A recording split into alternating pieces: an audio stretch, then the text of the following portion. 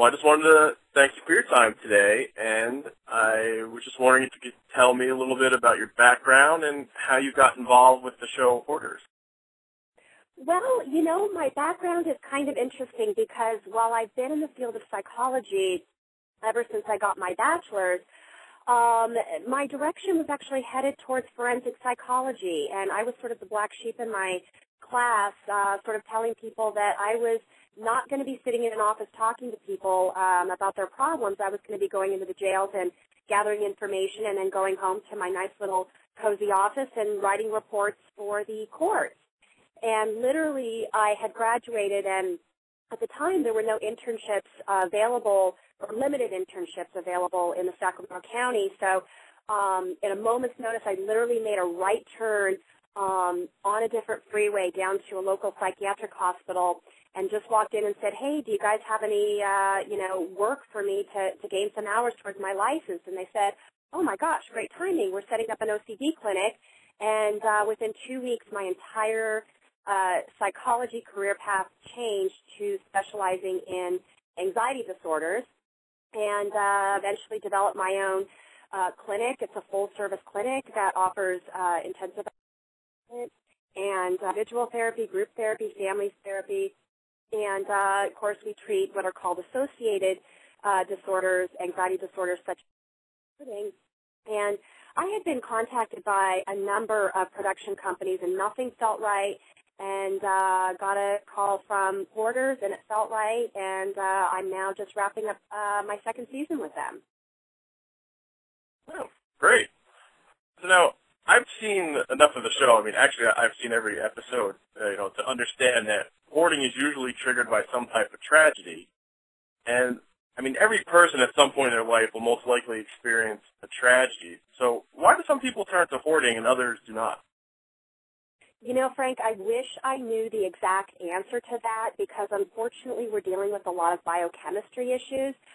We have some people that watch the show and say, oh, my gosh, even though my house is in order, this show is motivating me to clean even more because I don't want to go that way. And then we have other people that you see on the show that get into these extreme situations. Oftentimes they have, as you mentioned, tragedy in their lives, although that's not a criteria, if you will. But, you can see loss and death. You can see people that have grown up in deprivation, and so they kind of go the other way. We'll see the environmental influences of living in a hoarding house as a child and just continuing that path. And then we have other family members who grew up in that hoarded environment, and they just have this ability to say, I am not going there. And so I'm just of the belief that, at the end of the day, we're all products of our environment, and it's whether or not I think we have kind of that biochemistry that shoots us one direction versus the other. Okay. Well, I can somewhat understand a hoarder living the way they do if they live alone, but how does a non-hoarding spouse or loved one live in that type of environment? One of the things that probably comes up in every interview and is going to be in my book too is that the concept of, when we're in high school or in college, we don't say, I think I'm going to, grow up to be a hoarder someday and live in filth and live in trash and, hoard animals and things like that. And, the spouse says, well, when we get married, I'm going to live with you in that. I think what happens is there's a lot of tolerance if there's any signs in the beginning from that spouse. And perhaps they think, oh, this is going to go away or this isn't that big of a deal. But what happens is it acquires over time. And so what you're oftentimes seeing on TV, and certainly when I go into cases that are not from hoarders, it's a gradual buildup over time. It just didn't happen overnight. And like many things in life for all of us, we tolerate problems in our families. We think it's going to go away. We don't put our foot down, or we don't communicate our needs. And then the problem grows and it grows. And before you know it, everybody's deep inside and nobody knows how to get out of it.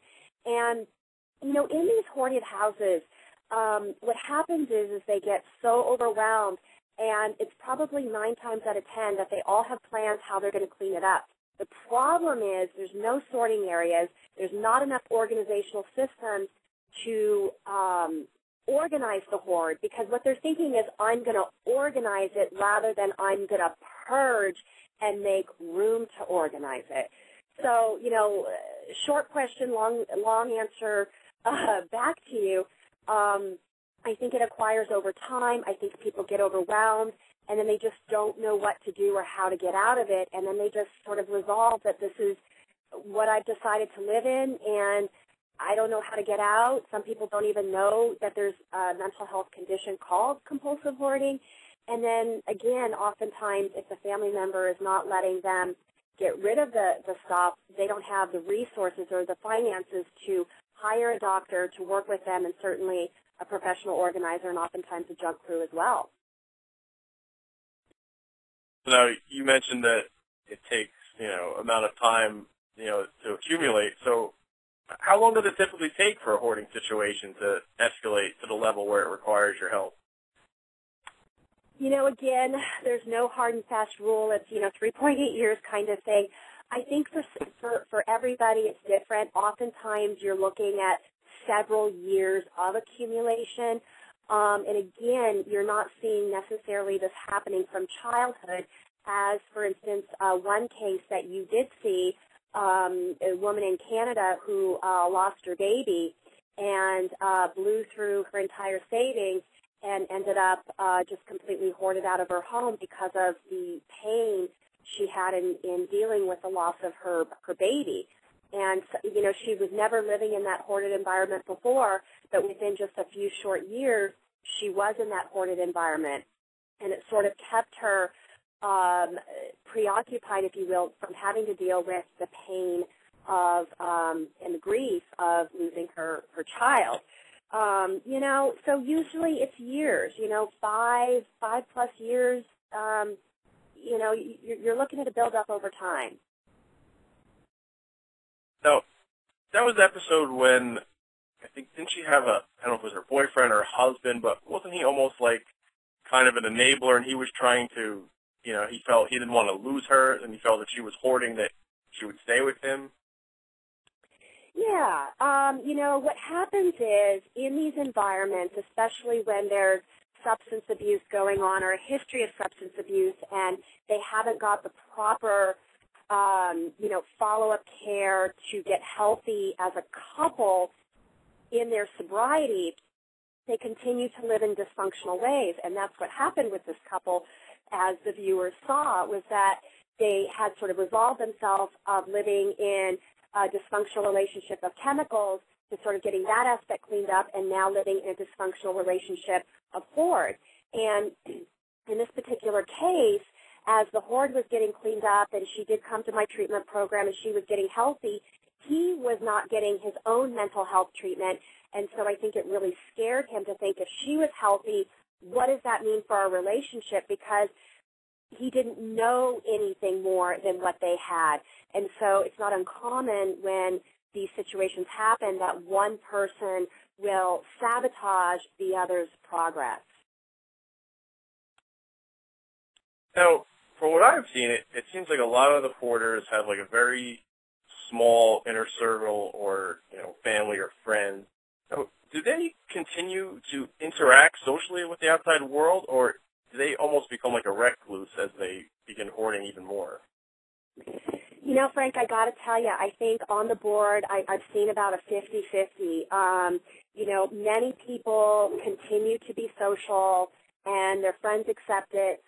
Other people continue to be social, but they're social outside of their house and they don't let people into their world.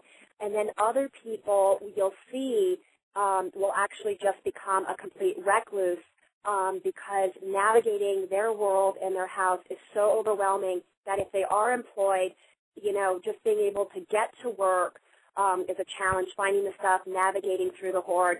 And then once they get home, it's just a whole other kind of evening routine of, finding their clothes, getting the food out, and so forth. So you'll see it on a continuum as far as that's concerned.